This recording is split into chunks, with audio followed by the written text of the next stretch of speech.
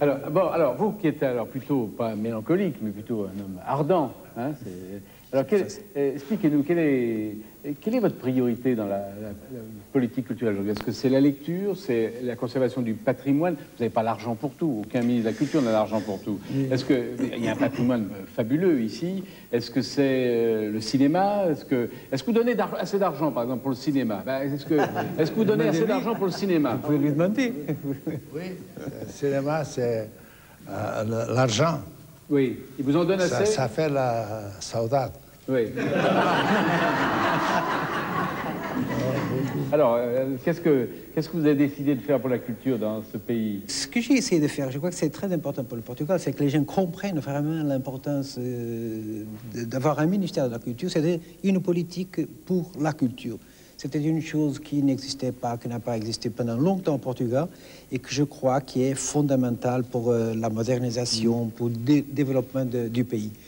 Et bon, ça c'est un point vraiment important et ça impose des politiques très précises dans plusieurs domaines. Vous avez parlé de lecture, vous avez parlé de protection du patrimoine, vous avez parlé de cinéma. Bon, on est dans tous les fronts, hein, et c'est une chose qu'il faut faire avec toujours des problèmes de budget, des limitations financières, mais il faut avoir des priorités. Évidemment, la lecture est une priorité fondamentale. Est-ce que finalement le ministère le plus important ne sera pas été, non pas celui de la culture, mais celui de l'éducation nationale? Est-ce que ça n'est pas là que le bas blesse aujourd'hui au Portugal? Oui, je crois que c'est exactement le plus important. Et ça était le plus important après 74. C'était exactement 74, c'est la révolution des œillets, oui. Donc au moment où la démocratie revient dans ce pays. Et on a perdu beaucoup de temps. Je crois que le grand développement, comment dire, parce qu'on a hérité un peuple qui était très illettré, il faut le dire. Un peuple très illettré avec une élite très indifférente à cette situation. Et changer ça a dû parier là-dessus. Et là, l'éducation était exactement la maison importante à transformer.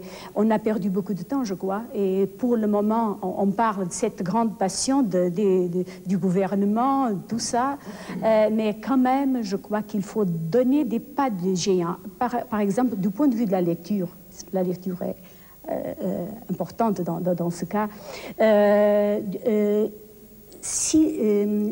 Si l'école, si l'académie, mais surtout si l'école ne transforme la situation, c'est impossible de faire des enfants portugais lire quand les parents n'ont pas lu. Ah, d'accord.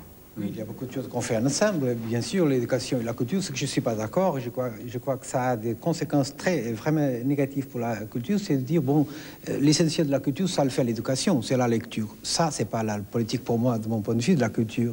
On a des responsabilités très claires dans ce domaine, mais il y a d'autres domaines qui sont très importants pour un pays.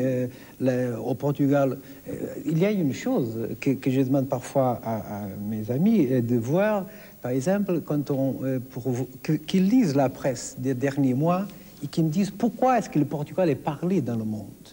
Les 6 mois, les derniers 6 mois. Bon, on trouve le football et on trouve la culture. Il n'y a aucune autre raison pour laquelle le Portugal soit parlé. Alors on trouve Oliveira, on trouve Lourenço, on trouve Saramago, on trouve Cília Vieira.